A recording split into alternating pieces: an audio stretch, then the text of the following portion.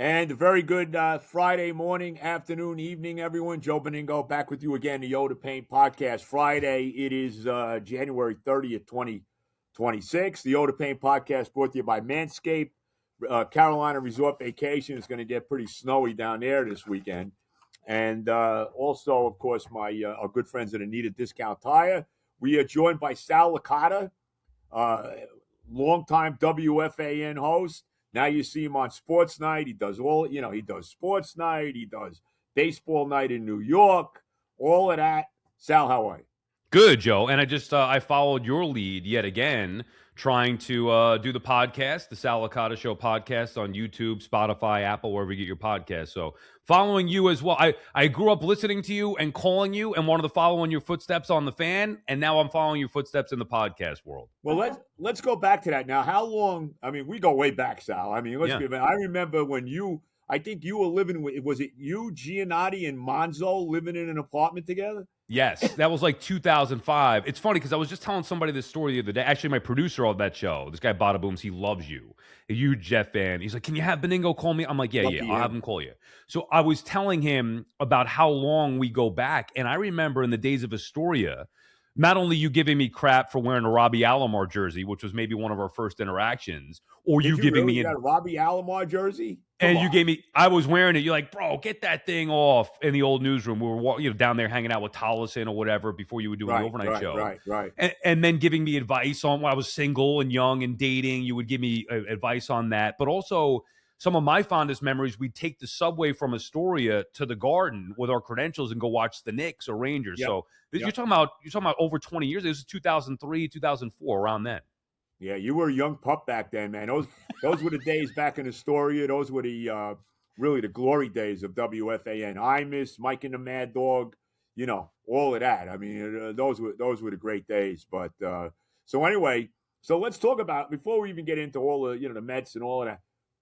So what happened at the Fan? I mean, how much notice did you get that they were pushing you out the door? I mean, we knew, I think it was inevitable that Craig was going to come back. You've been in that spot before. Yes. Oh, yeah, there's no doubt. So I knew once he left that he was inevitably going to come back. I just didn't think that it was going to be for me. And I was like, oh, well, before he comes back, I'm going to do everything I can to be the best that I can be. And then they'll have to make a tough decision. But I don't think it's going to be me. So I wasn't anticipating me not having a landing spot. But we kind of knew that it was a chance of that months ahead of time. And then, maybe shortly before the news actually broke was when I realized that I probably wasn't going to have a spot, whatever spot that may be. So you realized that, and you knew you were a lame duck, let's say, and they still let you work for like a month, right? 2 weeks. And Joe, when I tell you it was the most two difficult weeks. Oh, yeah, of course. The news broke while we were on the air. It's not fans' fault. It just happened, whatever. I'm not blaming anybody, but the news broke during our show. Yeah, but we weren't allowed. Wait a minute, hold on. So when you say the news broke, the news broke that Carton was coming back? Was that and that we were going to be out? Yeah. And this broke what, on an update? During, like at let's say 12 o'clock, while we were on the air. I think it was Marchand. I'm pretty sure it was Marchand. I don't remember who had it. Oh, I see what you mean. Oh, the news broke in the media that this was happening. So BT and I knew the night before. Right. Okay. Right. That's like when I first found out through a text from BT the night before. Just the way that it was working logistically. We had an idea, but I knew officially like the night before. Then that day, the news broke on the air. And we were in a weird spot where we couldn't address it because it wasn't official. We needed to be professional. We weren't really allowed to talk about it, but it was out there while we were on the air. Then, I know. So then we had to address it the next day, and it didn't become official until like a week later. So we had to stay on for 2 weeks with that looming. It was challenging, but I'm very proud of, and I wouldn't change it for anything because I think we came out, both of us, BT and I, looking professional and strong from it. So I'm very proud of the way that we handled those 2 weeks. But I tell you, just from a host-to-host perspective, you could imagine it was extremely difficult to do those 2 weeks. Well, I mean, you know what, bro? It had to be 2 weeks of callers saying, right? I mean, Right. that's crazy. Which I didn't want either. I mean, I appreciate it, of but course. trying to do a show here. I don't want it to be like, oh, you guys got screwed, or Right, we feel right. bad. No, like I don't want that. Please just let this be over. So it was very hard.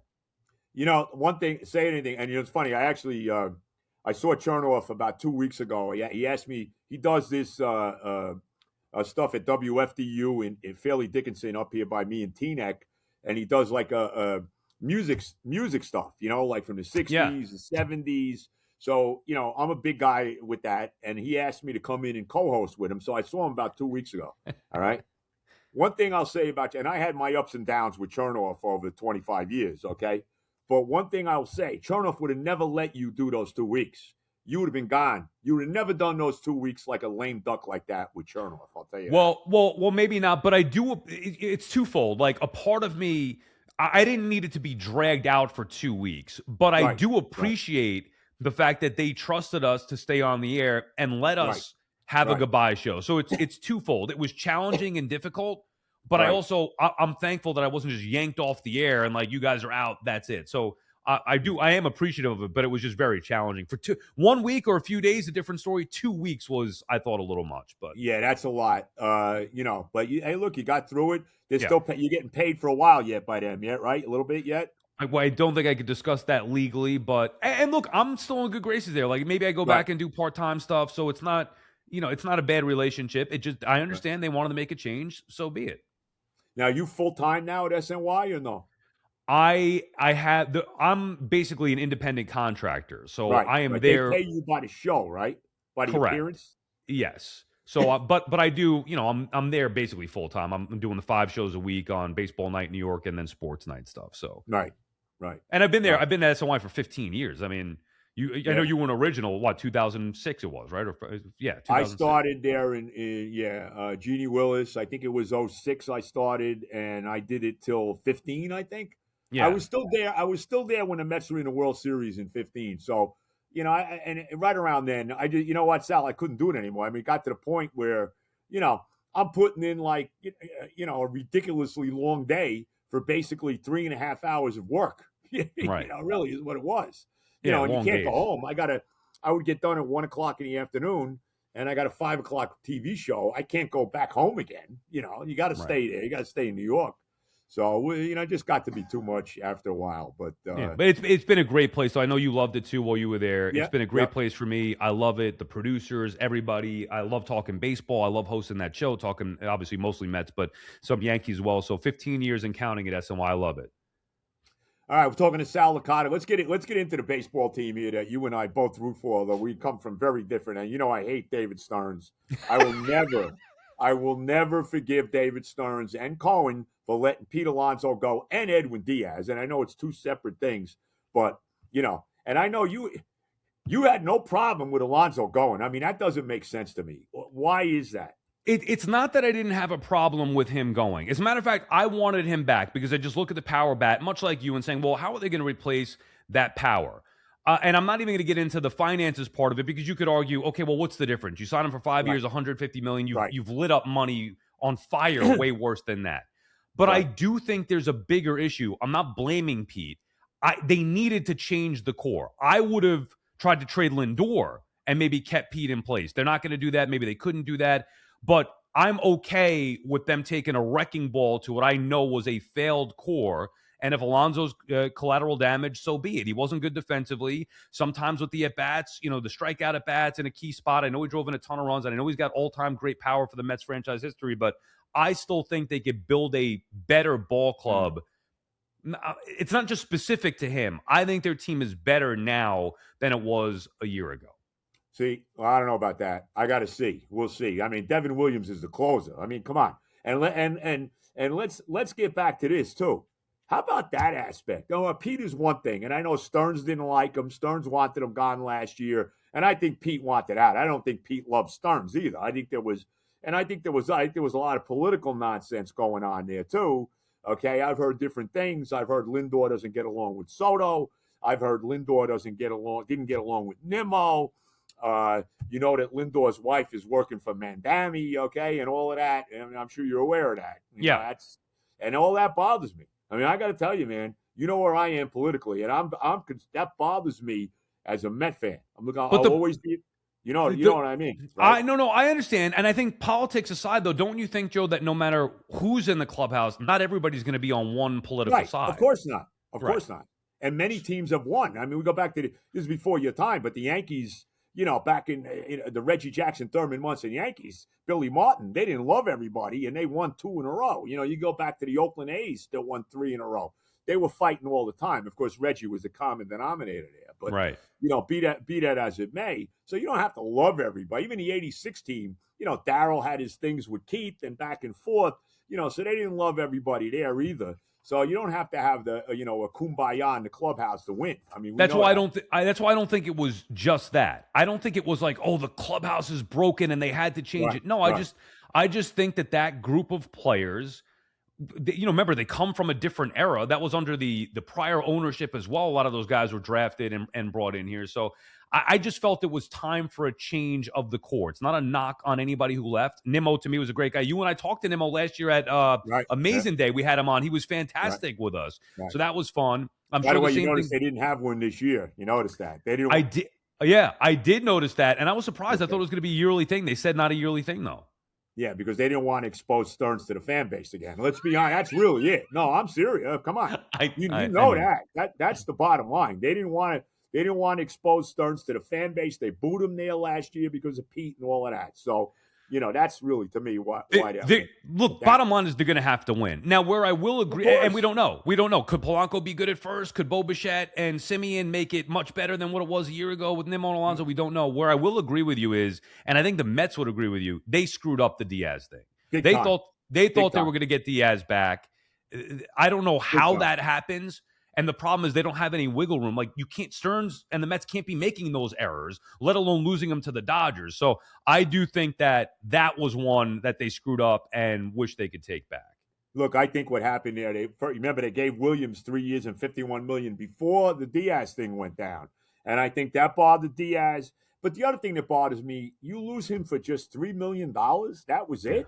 Where was Cohen? See, I think what happened, I don't know if you agree with this, and we're talking, of course, to Sal Licata, our good buddy here. What I think happened is Cohen finally got involved. All of a sudden, out of nowhere, Kyle Tucker, they're offering him $50 million. Where was that? Where was that? So I think Cohen got involved, and then 2 minutes later, after Tucker signs for $60 million with the freaking Dodgers, boy, do I hate the Dodgers. I can't tell you how much I can't stand them. But whatever. After he signs for that $60 million with the Dodgers, like a second later, they're signing Bo Bichette. And I didn't even, and which I love Bo, I love that. I mean, I got to tell you, I love that signing. I mean, I wish they would have gave him, I don't like the fact that he's got an opt-out after the first year. I got to tell you, I don't like that. But, okay, they signed him, and he's a really good player. There's no doubt about it. He's one of like a handful of guys that hit 300 last year. Nobody does that anymore. Of course, forget, it's all about WAR and all this other nonsense now, OPS. But, it is. It's ridiculous. But be that as it may.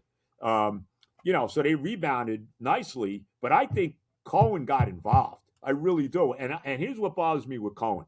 First of all, why he didn't get involved with Pete, that bothers me. But even more so, that he didn't get involved with Diaz and say, wait a minute, we're going to lose him for $3 million? Why didn't Cohen get involved and give him another year? Maybe should have gave him an extra year, 4 years, and maybe another $10 million, and maybe Diaz would have been here, Which I think they would have done, and that's why I say they screwed it up. By the reports, it seems like Diaz, his agent, is buddies with the Dodgers president or whatever, the GM. Oh, is that true?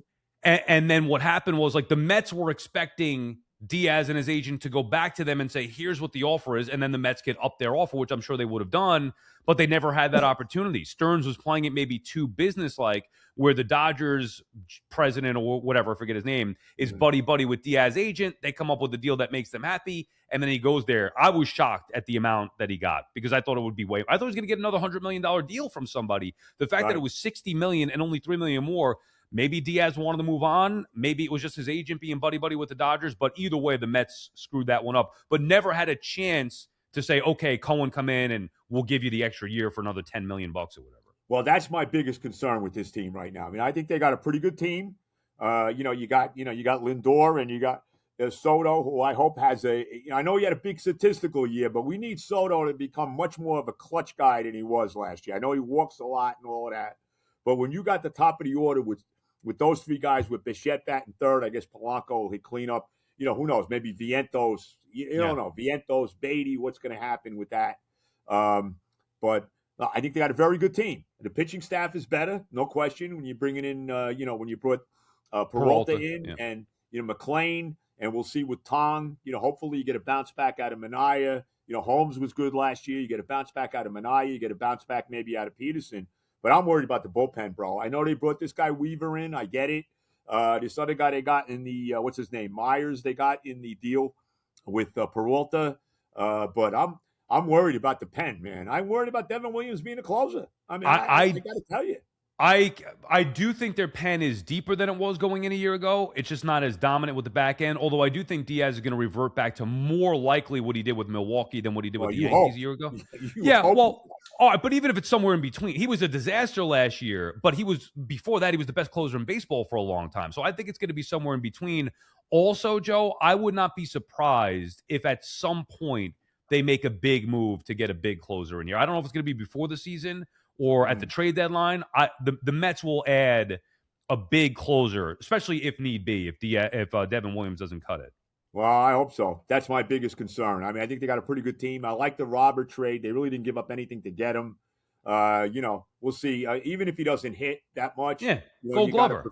Right. You got a professional center fielder, which is good. I think probably the kid is going to play left field. I mean, I don't know. They're going to put in left field. That's one area of concern for me. I'm not concerned about Benj, but if Benj isn't it, I can't go on opening day with Brett Beatty as my starting left fielder every day. I don't mind him getting some starts and moving around the left field then. Well, that's the issue. I think Tyrod Taylor play left field. No. I think they need to get another bat, not a big one, but like even Austin Hayes, who seems to have. I've heard his name. Isn't he a free agent? Yeah, and he's got decent numbers. He was banged up a year ago. I just want one more little piece of insurance that's better than Taylor. Although I like Taylor, but more as like a fifth outfielder. No, Taylor's a really good. He's a backup, really good backup outfielder. Yeah, really good backup. He's gotten some big hits for him over the years too. He has done that. I like him, but we're talking about if Benj doesn't take the job out of spring, now they don't have a left fielder. So it's either Beatty or Taylor. And I don't like that. Could I go with a Bailey, let's say, a Beatty Haynes platoon? I think they need another outfield bat just in case Benj isn't the real deal, although everybody seems to think that he's going to be. Yeah, well, we hope so. One guy, again, we got Sal Licata with us, and I appreciate you coming on, bro. You're a busy dude. You're always on TV and all of that. You are a pretty busy guy. Where was I going here? Going back. One guy I don't like, I got to tell you this. One guy, and I don't have a lot of confidence in, is Alvarez, the catcher. I really don't, bro. I got to see a lot more with him. I actually like Torrens better. Torrens can't hit with him, but Torrens defensively, I mean, nobody throws out base stealers better than Torrens does. He's phenomenal. He really he's been a more than solid backup. He's exactly what you want. And yeah, if your lineup is mashing outside of that, you could live with him hitting 8th or 9th and probably win some ball games. And look, Joe, maybe there's a situation this year where Alvarez gets more reps at DH, try to keep him healthy, keep his bat in the lineup. I mean, I don't know how that works then. Do you have to carry a third catcher for maneuvers in case of emergency? I don't know, but this has got to be it for Alvarez here. I mean, he was one of the top prospects, if not the top prospect in baseball. Right. And every year it's been, well, this is going to be the year. Well, this is going to be the year. And he just hasn't done it. So the power is there. The potential is there. At some point, he's got to realize that. And that could take this team. If you look at their lineup, you mentioned the top three, you mentioned Polanco. Potentially with Alvarez, that lengthens out that lineup incredibly deep if these guys can get close to where their full potential is. Well, let's hope, man. We need to win, man. It's been a long thing. It's 40 years this year since we won. 40 years? No, come on. You didn't even see it. How old are you? I'm 46. So I was like 6 or 7. I was 7 years old, I think, when they actually won in October because I just turned 7 in September. Dude, the Jets, I don't need to remind you forever. The Knicks in 73. Yep. You're going on 40, 50 years with these teams. So my teams don't win. Just understand it. Like, remember, like it was like the Rangers was yesterday? Well, the Rangers is now, how many years is that? 32 years now? 32 years? How is that? And this clown, Drury, is destroying that team. I mean, they're going to trade Panarin now. I mean, I don't want to get into all the Ranger disaster that is. Did you see it was the first time ever in Rangers-Islanders rivalry that the Rangers never held a lead in a season series? I'm pretty sure I saw that. I know they got swept all 4 games, but I I didn't know that. The Rangers, look, Drury's a disaster. There's no other way, and I can't believe Dolan loves him like he does. But I don't get that. But we'll see. It's going to be a while before the Rangers are good again. And I know. Shesterkin's out. Who knows? You're going to see Shesterkin the rest of the year. I don't even know. Is he? Why is it so difficult for a lot of these New York teams to get over the hump? Like, you think by accident the Rangers would have won another one. They were close enough. Even the Mets, the Jets, I could say a little less likely. The Knicks all those years in the 90s can never get. Good God, you talk over 50 years. Yeah, no, bro, you're talking. Believe me, bro. I have seen it all. Okay, there's nobody that's seen it. I'm freaking 72 years old. I've seen it all. Yeah. Right, and I've seen it all. And just going back to the Mets, you got to understand with me. I watched them trade Tom Seaver. I mean, I cried. I saw him on the cover of Sports Illustrated the week after they traded him. I was in tears. I couldn't believe they did. Oh, how could this happen? Right? I watched Frank Casher destroy the '86 championship team. He got rid of everybody. They didn't re-sign Ray Knight. He traded Lenny Dykstra, and Roger McDowell for that stiff Juan Samuel. I go right on down the line. He let Darryl Strawberry walk away. I mean, I can't tell you. This is why I get nuts when I see iconic Mets like Pete Alonso just get kicked to the curb. This is what makes me crazy. I mean, I've seen this. You even go back to Jose Reyes. I mean, Zach Wheeler, DeGrom. Although DeGrom wanted out. DeGrom wanted out of New York. There's no doubt. He was not coming back for any reason. Yeah, I thought that was still the right move too. And remember, he got hurt right away with the Rangers as well. So the Mets made him a good offer, but I think that they were not willing to extend, and he wanted never out. Coming back, bro. He wanted to get out, and I think it's political. I think it was political with maybe. And by the way, you referenced the Reyes one, like that was inexcusable, and that was because of the batting title. They let him walk. They should have just traded him if they weren't going to be able to re-sign him. I talked to Alderson about that. He said the hope was to bring him back, so they don't want to trade him. And then he just got a far better offer that the Wilpons on the team at the time they weren't going to pay. Yeah. No, I know. We're talking to Sal Licata. I want to get into a lot more. We'll get into the football and all of that. Let me get my sponsors in here. You got some, if you don't mind. You got some time? Yeah, go ahead. You working tonight? By the way, you on SNY tonight? I am. Yes, I'll go in baseball night in New York. Finish off the weekend a little bit. So you're not doing sports night tonight? No sports night tonight. I did it like 3-4 times. So baseball night in New York is what, 6:00? Yeah, 6 p.m. Monday through Friday. Right, and you go so you just go in and you come right back home after that, right? Yeah, because I've been doing most sports nights from home. Now I'm doing an additional sports night that I'll do in studio. So I do usually 3 or 4 a week. Right, and you live in Jersey now, right? Yeah, in Jersey. Well, you're not in Bergen County though. No, Morris County in Montville. Okay. Yeah. Is that where you are, Montville? Yeah. Okay. How's that commute into the? Well, you don't have to worry about it no more as far as FAN. No, I still do the same commute basically. Just I do it a little bit later in the day. I drive to the Harrison Path Station. And is that what you do? And then you take the train in? Yeah, take the path right into World Trade. Perfect.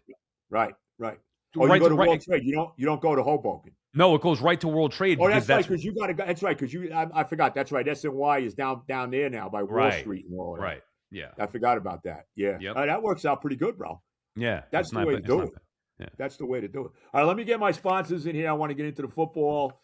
We got Sal Licata. We appreciate Sal coming on for a beautiful Friday podcast. It's nice and warm outside. So, what a disgrace that is.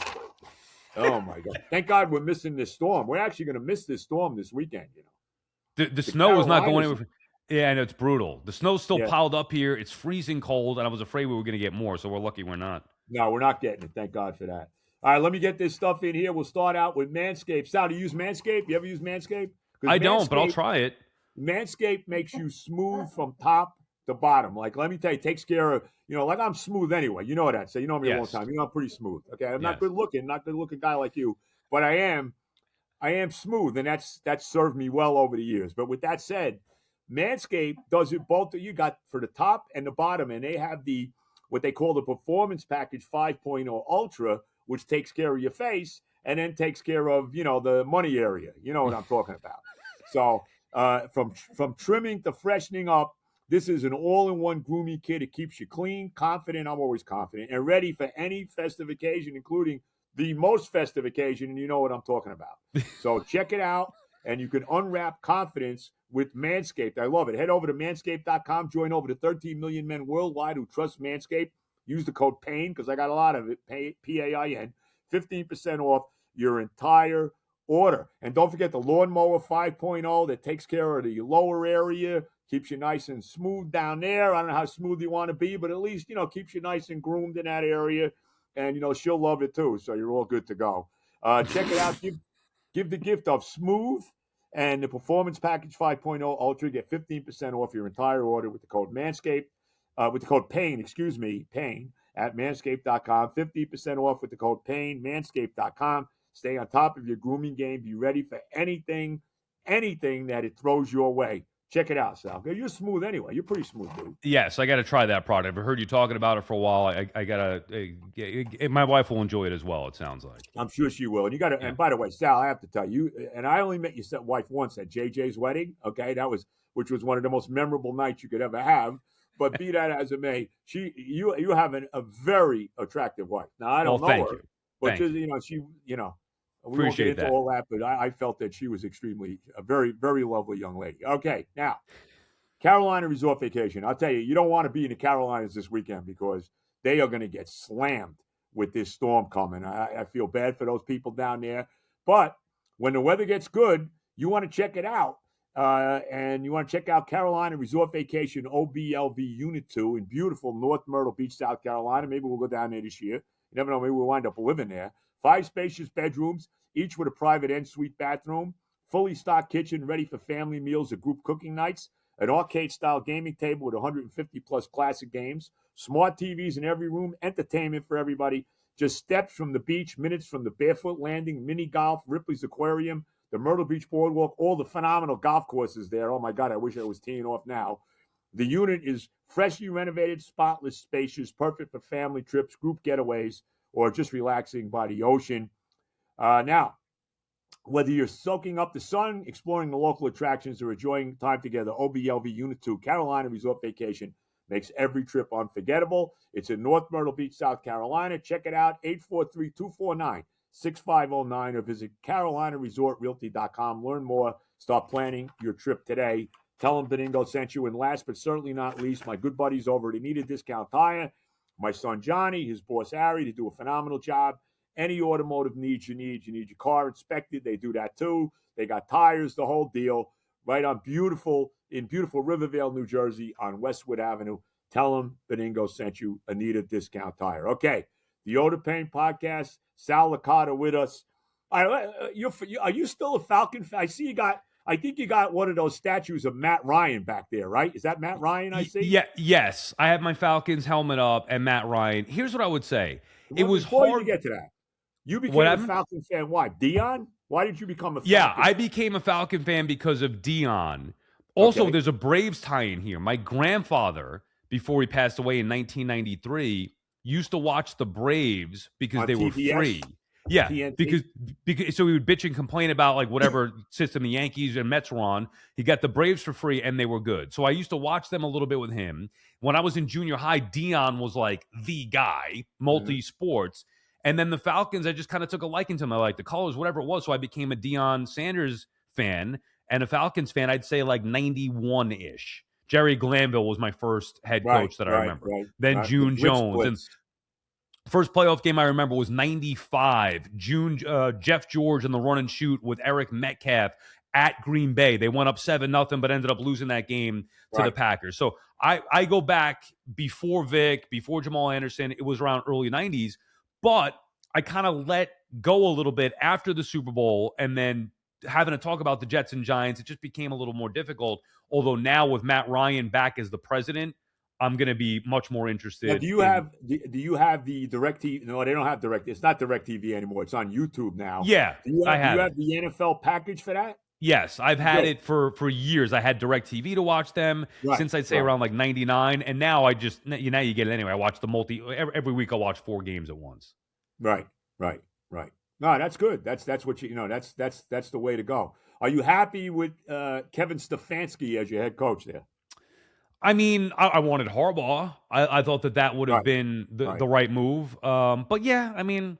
He's got to be better than what they've had. I didn't love I wanted Belichick a couple of years ago, and instead they went with Raheem Morris. Belichick shop, bro. Belichick's lost his cookies. Let's be honest about it. I wouldn't want. He's not the same guy anymore.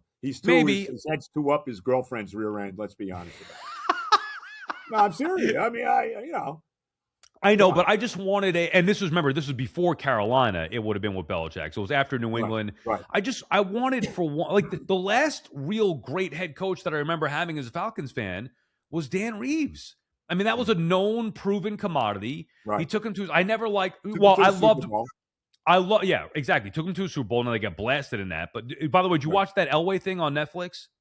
No, I don't think I've seen it yet. No. You got to see it. I mean, you lived it anyway, but it's great. It's just rehash and nostalgic, and there's some good insight there about Elway and Reeves and Shanahan. I don't think they got along too well, him and Reeves. Eventually. They didn't. And Dan Reeves, R.I.P., the late Dan Reeves, he passed away not too long ago. Anyway, I loved Mike Smith, but before they hired him, he was an unknown. I just felt like these same guys and taking chances on coordinators. You hate Dan Quinn, even though he got you to a Super Bowl because they blew that game to the Patriots the way they did. I'll never forgive him. I never liked the hire because Mike Smith was the greatest head coach in the history of the Falcons franchise. Okay. They fired him because they put too much pressure on him after having a good team. He never was able to get over the hump. It wasn't him. It was the team. And they fired him and brought in Dan Quinn. And he was okay. But, yeah, it's inexcusable. Joe, it's the worst loss in the history of the sport. 28-3, late third quarter, in the Super Bowl. Come on, the game was over. I know.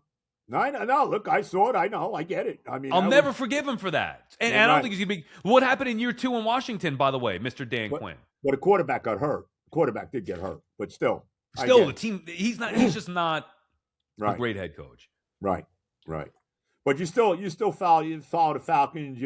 What's their quarterback situation? What's the deal with Penix? Is he the quarterback or what? I just read today Penix is hoping to be healthy. He got hurt, so he's hoping to be healthy by week 1. They're likely going to release Kirk Cousins, but maybe bring him back in a different, as a back, whatever. Kirk Cousins could be playing for the Jets. I mean, I could live with that because we need a veteran guy before we get a rookie.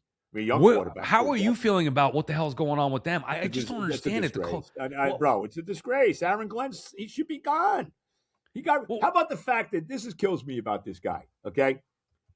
First of all, we go back to should have never let Aaron Rodgers go. We would not have been 3-14 if Aaron Rodgers was the quarterback last year. He wanted to be here, okay? Right. So they let him fly in from freaking California, and then when he gets there, they tell him, no, we don't want you. Get the hell out, basically.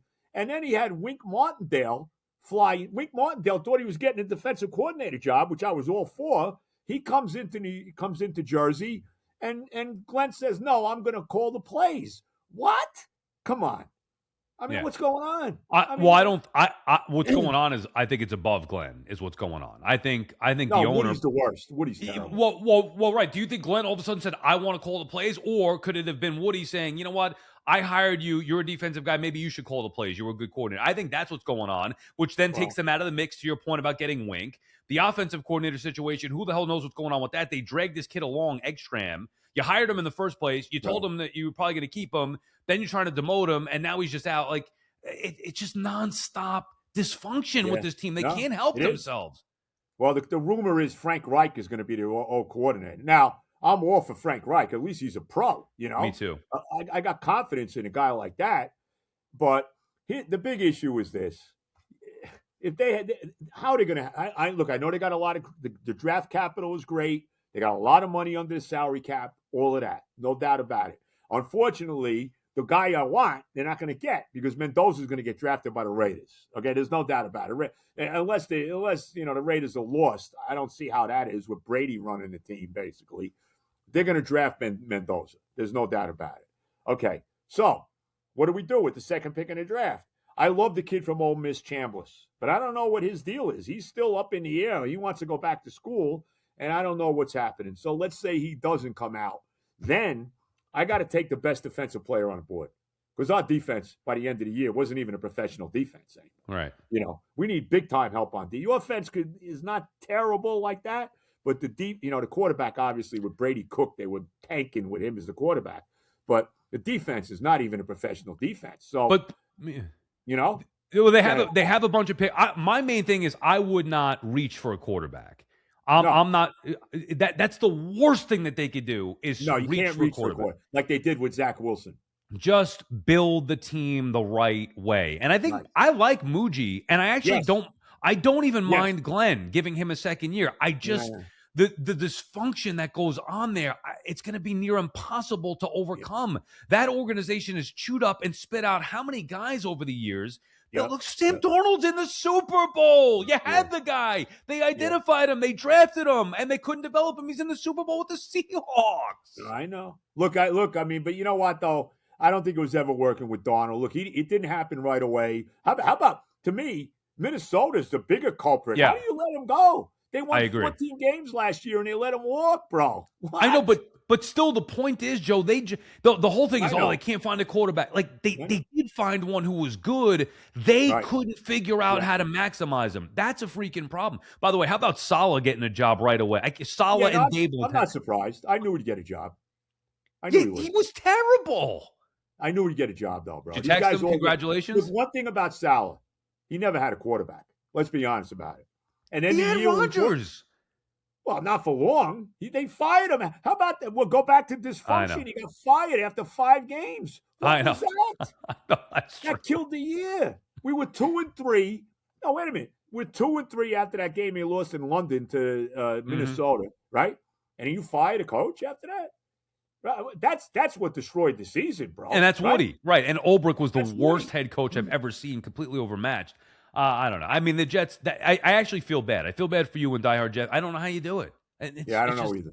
It's nonstop. My wife doesn't know either. It is. Look, all I can say is they got it. They got all this draft capital. They got 3 number 1 picks next year. Who knows? Maybe we luck into Arch Manning next year. I don't know because I love Arch Manning. I think he's going to be really good. You think he's going to want to come here? Well, that's an issue. But you never know. I mean, who knows? You don't know that. We don't know. Who's going to be the coach? I'll tell you what I would do. And this is Woody's, lost. I would get, and I know he's not coaching this year, okay? But let's assume it goes south like it probably is next year, and Glenn's going to be gone. I would be on the phone to Mike Tomlin and say, okay, Mike, what do you want? Right. Okay? You want $30 million a year? There's no salary cap on coaches. You want $30 million a year? Whatever you want. And you want full control over the organization? Because we need somebody, just like Parcells came in to save us, 35 years ago, whatever it is now. We need that guy to come in and save the franchise. And to me, that's the guy. I mean, I love Mike Tomlin. I love him. I would bring him in a second. Agreed. But the key there is that Woody has to say, you have full control of football operations. Forget how much per year. It has to be, because otherwise they're not going to get that type of guy, or him specifically. And otherwise they're not going to have success. So Woody has to say, blank check, you take control of the entire football operation and get the F out of the way. And that's it. Yeah. No, well, we'll see what happens. Let's see how the draft plays out. They got like I said, they got a lot of draft capital. They got 4 of the top 40-something picks this year. They got a lot of money under the cap. They're $90 million under the cap. They're going to have to get a veteran quarterback. Maybe it's Cousins. Maybe it's Mariota. It doesn't matter. I mean, even Mac Jones. I mean, I would take him. At least he's as a stopgap. I would take him, to lead me into whoever that young quarterback's going to be.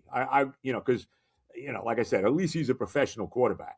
And Justin Fields. So that was the other mistake that besides letting Rodgers go, rule of thumb. And we saw this again with C.J. Stroud with that disaster against the Patriots in the playoffs. Ohio State quarterbacks, there has never been an Ohio State quarterback that was any good. You can go back in history, never in the NFL. Never. So why do you think that is? Well, I think in the early days when Woody Hayes was good, I go back. Yeah.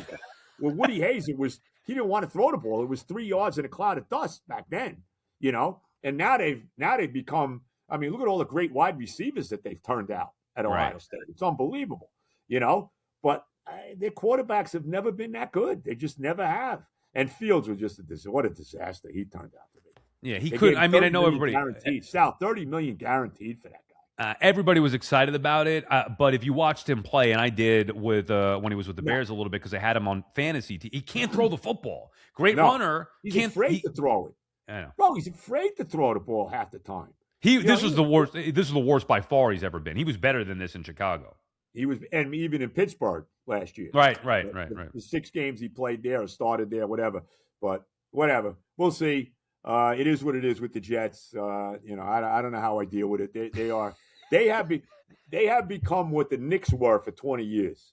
Like the Knicks were a laughing stock for 20 years, right?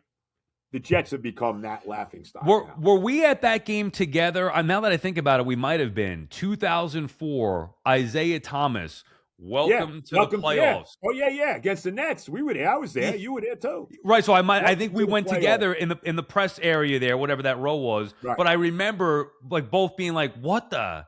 You're insulting the Knicks fan. Isaiah Thomas, welcome to the playoffs. Dude, your team sucks. We've been in the playoffs for 10 years. Screw you. Right. Well, remember, that team won 39 games. I think they were 39 and 43. They were barely the 8th seed. And then the Nets destroyed them. And that was the series where the Fugazi series, remember, with Tim Thomas getting into Kenyon Martin's face and all of that? What was that? Come on. Oh, my God. And the Nets just smoked us in 4 that year. That was a good year. And it would only get worse, to your point. Like that was really the beginning, the first couple of years in the beginning of just a disaster. I couldn't believe it. If you were to tell me in 1995 or even 1999 that there'd be a time where the Knicks wouldn't make the playoffs, I'd be like, what are you, out of your mind? The Knicks are going to be in the playoffs every year. Yep. Yeah. Well, they're a good team now. We're on the Knicks now. Your thoughts on this potential, and I don't know if it's going to happen, Giannis trade. You're all for this, right? Yeah, only because I don't know if it's going to be the answer. I just know what they have right now, I don't believe in. I don't think that Karl Anthony Towns and Brunson together can win a championship. I like Cat. Like, he seems like a good dude, and I think he's one of the more talented players that the Knicks have ever had. He's not the guy that's going to help Brunson get over the top. So this version of the Knicks, I give them credit. They're better. They're the most talented Knicks team that I've seen in my lifetime. It's not good enough to win a championship. So I would make that decision after watching last postseason. And I would have kept Tibbs, but I would have decided to move on from Towns. So if you have a chance to get Giannis, I would do that and move on from Towns and Bridges. What are you giving up for him? Because I'm telling, as far as I'm concerned, you can't trade Josh Hart, you can't trade Mitchell Robinson, and you can't trade Anunoby. So this is me. So if you're telling me that you can put a package, I would go Bridges, Towns, McBride. That's my trade. Yeah, and if they want, I know the Knicks are limited with the picks now as opposed to the offseason. Right. If they wanted Kolek or whatever, I'm fine with that. I think you just hit the nail on the head. Remember, the idea is not to just reshape the team. The idea is to try to win a championship. So Brunson obviously is not going anywhere. Hart, Robinson, and Anunoby are integral pieces to help you win a championship. So I'm with you. That's the exact thing I would do. That's the trade I make. We'll see what happens. I'm not. Somehow I don't think it's happening. I think that Milwaukee wants draft picks. Sounds that way. Watch him go to Miami. Yeah, well, I mean, Pat Riley has burned us before. I mean, the whole LeBron. LeBron was never coming to New York. I'm sorry. Yeah. Never. Yeah. I don't think LeBron wanted the pressure of New York. The pressure would have been big time on him to win.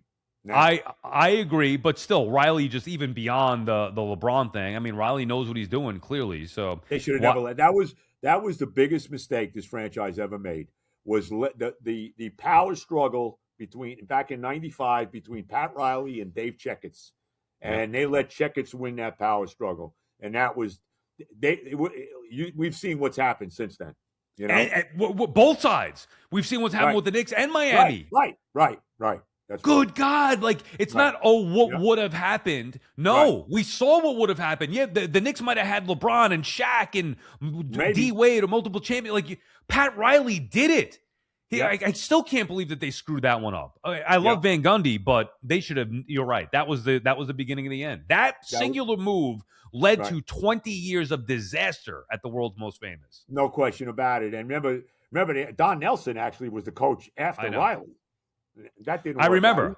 I hated it because he didn't like Starks, and Starks was my guy, and he just did not fit what our Knicks were doing. As a matter of fact, that's the example that I referenced this year with Mike Brown. I said Mike Brown's going to be more Don Nelson than he is going to be a guy that could get them over the top. That's just how I felt about that. Right. And Nelson didn't even make here's a rule of thumb. Never hire former Celtics to coach my team. Okay? I don't want any freaking ex-Celtics anywhere near coaching my team. That was almost as bad as when when Glenn Sather decided to make Brian Trottier the head Yeah. coach of the Rangers. Okay, you know what I mean? Like there's certain things you just don't do. You know what I mean? Unbelievable. Yeah. It really I is. remember that one. Yeah, I don't But have a problem. Celtics, whatever. I know you hate them, but yeah, I hate them. I can't yeah. stand them. Although I actually hate the Lakers more now because the Hey, Lakers have gotten like everybody. Like the Lakers have got like just like the Dodgers are now. Like every great player that's ever been, whether it was Wilt, whether it was Kareem, whether it was Magic, whether it was James Worthy, whether it was Shaq, whether it was Kobe, whether it was LeBron, whether it was Doncic. Okay, it's unbelievable. It's like I mean every one of these guys. It makes me. I hate the Lakers, bro. I hate them. they're coming to town Sunday, and Right. tickets are averaging at the Garden $930 Well, average what's ticket. new? You I mean, can't get come a on. you can't get a ticket. What do you got to pay for to sit in the old blue seats now? $400 a pop. What are you Yeah, paying? yeah. For a regular whatever, not forget the Lakers, like Knicks Right, Raptors, it's like right. $300 to sit in the worst seats in the house. It's absurd. It's unbelievable. It's ridiculous. I mean, you can't. You need to take a small mortgage out, new mortgage out, to go to a freaking Knick game. We're talking to Sal Licata. All right. Anything else you want to cover right now? Are you anything else you want to get into that's bothering you at this point? No, no, nothing that we could talk about. No, there's nothing about. Nothing that you. No, Nothing that all you. good. Do you like? Well, let me ask you a question. Do you like working? Because I got to tell you right now. I mean, some of these guys, some of these guys who are absolute shills for the Mets. Okay, and I don't want you know what I'm talking about. Okay, you know the guys I talk about. I mean, some of these guys. I mean, oh my God, just stop already. Okay. Well, who? No, give me a name. I'll give you a name. Am I going to put myself? Well, You how don't. about Gelbs? How about Gelbs? Well, okay, but he's not a shill for the Mets. I mean, he's give me how you think he's shilling for the Mets. Do you think he'd ever criticize David Stearns or Cohen?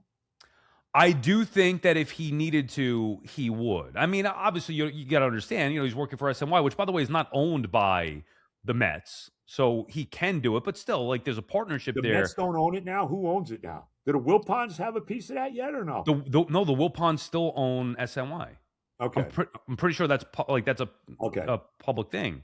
Remember, when Cohen bought the team, SNY was not part of the sale, so nothing has changed in that regard. So I'm saying, like, it's not like he would be offending the ownership, but there's also a great partnership there. So I don't think that.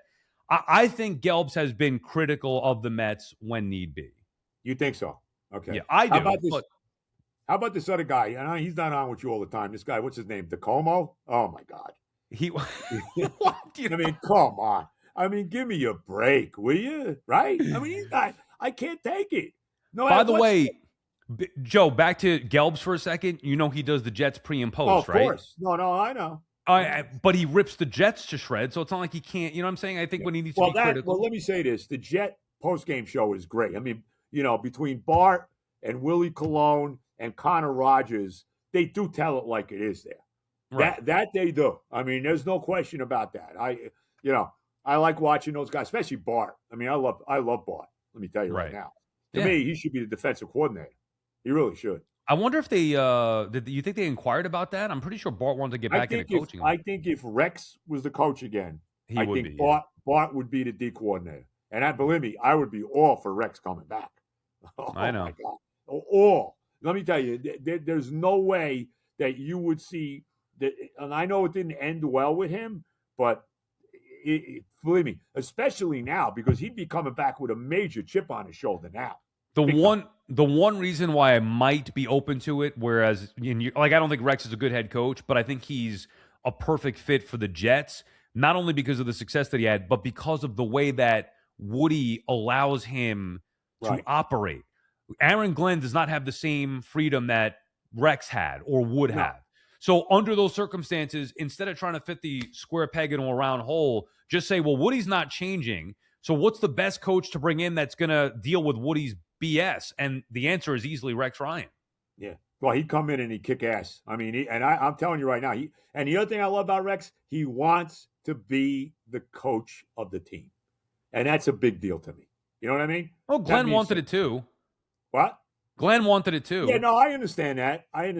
But, so far, I mean, we'll see. You know what my biggest fear is that Glenn's going to get fired in the middle of the year again. I mean, I can't. Oh, And what? You think that couldn't happen? Come on, it well, could. it shouldn't happen. They can't do that, especially if they hire Frank Reich. Though maybe Reich comes in and then he takes Right. over. That's right. I It hope can't they. happen though. I like Reich. The Jets need to just stay the course here. You made a decision. You hired Aaron Glenn. Just ride it out at least for another full season and hope Yes. that it gets significantly better. Yes. Don't fire him in the middle of the year. You fire him at the end of the year. That thing with Salah, they would not have been as bad that year if Salah would have stayed as the coach. I really do believe that.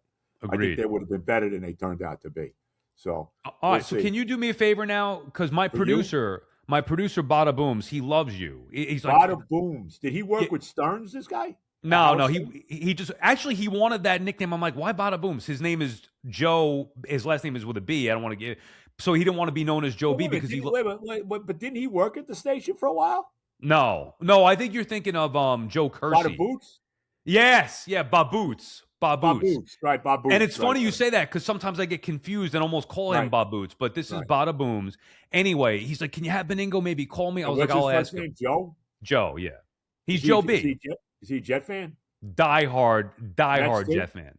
Mets? No, not Mets. He doesn't. He's a Yankee fan, but he doesn't hate the Mets. But he loves the Jets. Loves you. Loves Evan. So I was like, yeah, I'll have Joe maybe call you if you could do that for Bada Boom. Give me his number. You got his number? You want to give it to I'll me text now, it to you. You know what you do? Text me. Text me his number. I appreciate that. Yeah, I'll text. And then he wants me to shout out the podcast, the YouTube show, Sal Licata show. Now, YouTube. when is your pod? Now, you do a podcast. Now, you did a show down the shore, I think it was, with BT, right? You had Aaron Boone down there? We did a live event. It was great. Boone came down for a couple hours, hung out with us. It was just BT and Sal live. We talked a little about what happened at the Fan. We just did a normal sports talk show, put on a show. The crowd was great. It was in Red Bank. It was phenomenal. Maybe we do another one down the road, but Boone was great. Legit friend of ours now, so great guy. So yeah, and then I've been Boone actually is a good guy. Great guy. Yes. And then I'm doing my own podcast, just like I said, the YouTube show. It's Sal Licata Show on YouTube. Apple, Spotify, wherever you get your podcast. So subscribe, download, rate, like, whatever, all those different things. Bada Booms is my producer for that. So that's how I got in contact with him, and he loves you. Okay. Well, like I said, you got my number. Shoot me a text. I'll text you. I don't want to give his number out here, Yeah.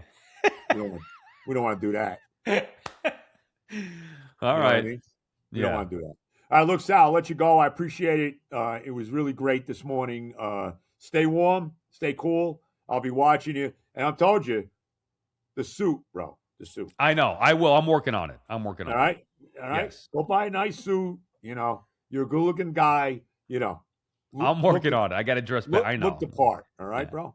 I got you. And you are Italian, so you got a little something to uphold there. You know what I mean? I got it. Yep. All right, bro. God bless. Take care.